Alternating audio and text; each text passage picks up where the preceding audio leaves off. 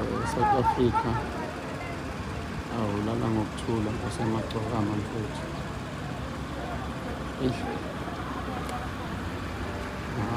Mfethu ulala ngokuthula ngasemagcokama mfethu.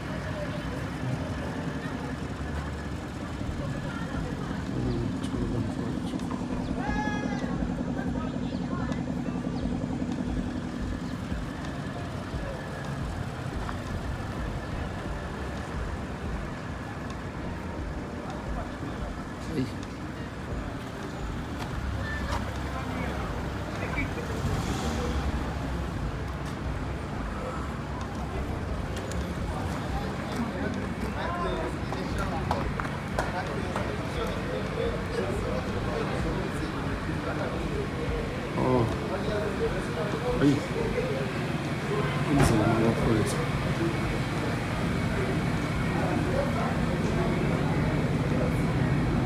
Mfowethu uzele lapha mfowethu.